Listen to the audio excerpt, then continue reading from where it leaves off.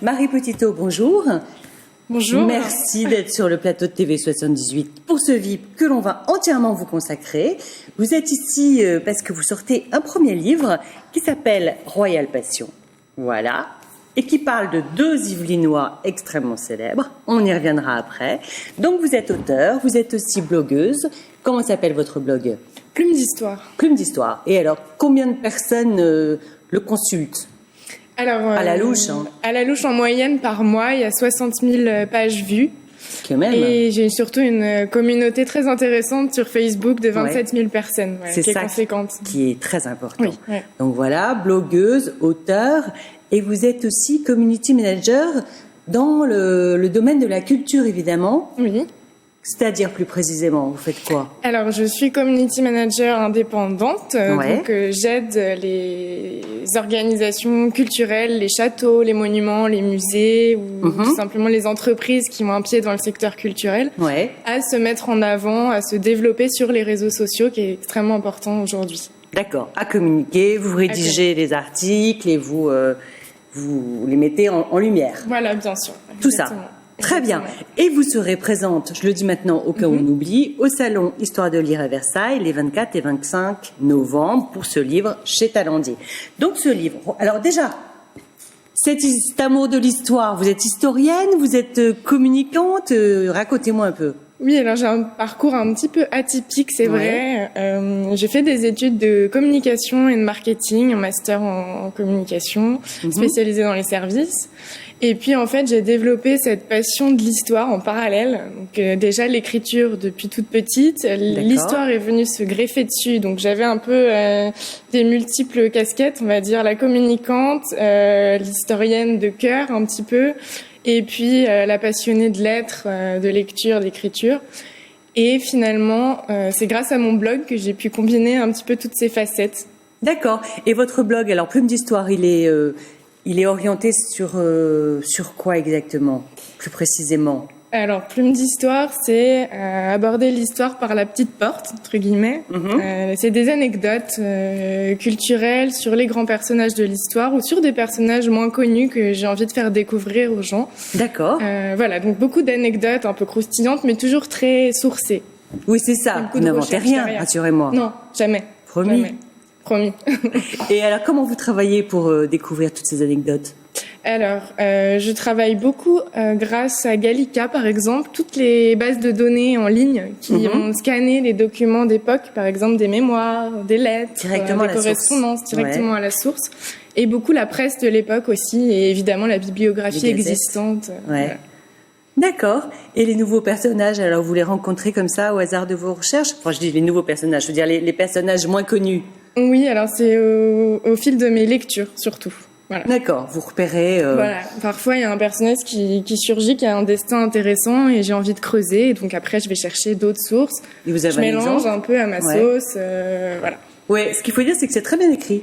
Vous avez un style très agréable et ça se lit vraiment très très facilement et c'est très intéressant, ça évidemment. Alors, pour revenir aux deux personnages, donc là nous avons 10 passions, 10 portraits, voilà, parce que vous êtes allé chercher chez 10 personnages historiques ce qui les animait, en fait, leur jardin secret, leur passion, voilà, et vous en avez choisi donc 10, et nous, ceux qui nous intéressent sont Louis XIV, n'importe quoi, Louis XV. C'est Louis XV. J'étais pas loin, hein. Louis XV, que nous voyons à l'écran, et Louis XIII. Alors, Louis XV, quelle était sa passion ? Racontez-nous. Alors la passion de Louis XV, j'aurais pu choisir les femmes, mais j'ai choisi la chasse. Oui, puis les femmes, on en a beaucoup parlé aussi. Voilà, on en a beaucoup trop parlé, justement. Ouais.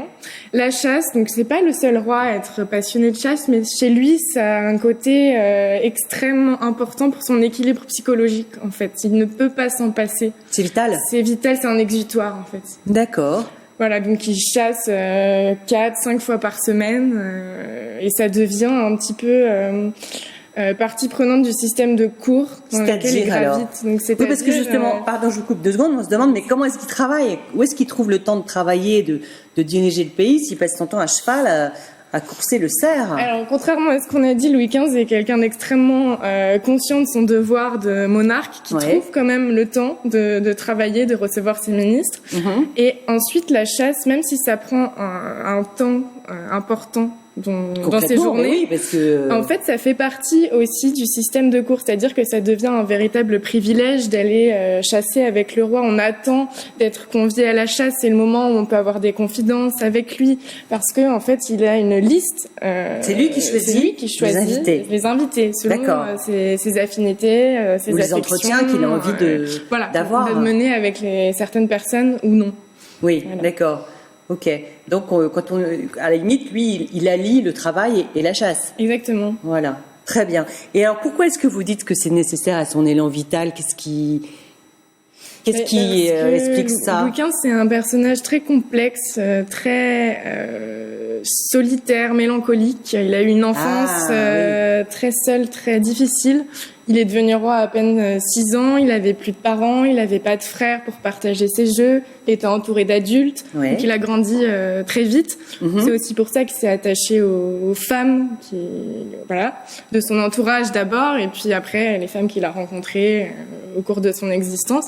Mais les femmes, ça lui posait un problème religieux, c'est-à-dire il sentait qu'il péchait en trompant son épouse avec ses maîtresses, alors que la chasse, c'est un divertissement qui lui permet de se défouler. Voilà. Ouais. Et alors, il a aussi beaucoup permis le développement d'un art, l'art cinégétique. C'est ça, hein? Oui, c'est ça. Ah mal. C'est ça. Qu'est-ce que c'est l'art cinégétique? Mais c'est tout ce qui est autour de la chasse. Du sport. Du sport. De la chasse. C'est tout ce qui est artistique autour. Donc les peintures, les sculptures, etc. Donc il conviait des artistes à ses chasses et il leur disait croquez-moi ça. Oui, par exemple, où il leur commandait des portraits un peu plus convenus, mais il y a des scènes de chasse extraordinaires, des tableaux monumentaux qui ont été peints par des artistes commandés par Louis XV. D'accord. Et aussi des portraits de chiens. Et des portraits de chiens, oui. Car il aimait beaucoup ses chiens. Il aimait beaucoup ses chiens. Il en avait beaucoup qu'il connaissait par leur nom, chacun d'entre eux. Attention. Et il commandait des portraits donc qui rejoignaient ses salons, ses appartements, dans ses différentes résidences. Voilà. Il les avait toujours auprès de lui. Ses chiens. En portrait ou en chair. Ah oui, d'accord. Ok, très bien. Alors, on va maintenant passer à Louis XIII, qui est moins souvent évoqué. Pourquoi on parle moins de ce Louis XIII? Il a quand même régné 20 ans. Oui, voilà. Mais en fait, Louis XIII, c'est un peu le mal-aimé parce que déjà, il est coincé entre 2 règnes importants. Donc, le sympathique Henri IV. Oui. Et le glorieux roi Soleil, Louis XIV. Donc, on a tendance un peu à oublier qu'il y a eu Louis XIII entre les deux. Qui a existé 20 ans quand même. Puis, quand on l'évoque, c'est pour parler de Richelieu. Voilà. Ah d'accord. Ok. Et puis c'est un personnage un petit peu austère qui a ce côté un peu ombrageux, mélancolique aussi. On l'a quand même appelé Louis XIII le Juste. Oui.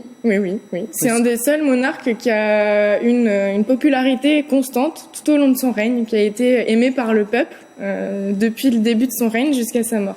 Oui, donc finalement les justes, ceux qui sont un peu loyaux et de bonnes personnes sont moins intéressants que d'autres dans l'histoire. Il manquait incontestablement de charisme, quelques maîtresses. Alors lui, quelle était sa passion? Alors Louis XIII, il a eu une passion qui se divise en plusieurs thématiques. En fait, c'était un peu un artiste dans l'âme. D'accord. Et donc il était passionné de musique, de danse. Très petit d'ailleurs. Très petit, oui, on a un document exceptionnel qui est le journal de Jean Hérouard, qui était son médecin, en fait, qui fourmille d'anecdotes sur sa jeunesse. Et on voit qu'il était effectivement subjugué par la musique dès ses 2-3 ans. Ah oui? Ah oui, vraiment, il écoutait, il pouvait rester immobile des heures. C'était la seule chose qui était capable de le transcender comme ça. Il avait une maladie aussi. Oui. Maladie de Crohn. Il souffrait de la maladie de Crohn, oui. Donc il souffrait et ça le rendait nerveux. Peut-être que c'était un peu thérapeutique, cette musique. Voilà. La musique était le seul art capable de l'apaiser, de le faire tenir en place avec le dessin. Alors, il dessinait aussi. Il dessinait très jeune, pareil. Ouais. Il a voulu imiter les peintres de la cour.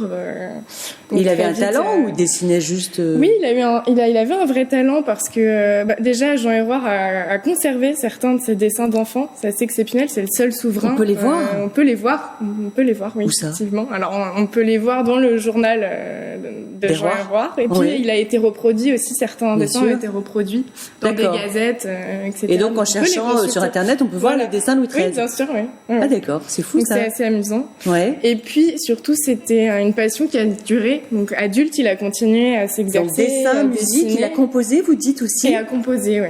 À composer surtout de la musique religieuse. Il était très touché par la musique religieuse, qui a du coup connu un essor extraordinaire sous son règne. Grâce à ça, grâce à sa passion à lui, ouais. Tout le monde voulait l'imiter. Oui, il se transformait parfois en chef d'orchestre. Il sélectionnait les instrumentistes, les musiciens, enfin voilà.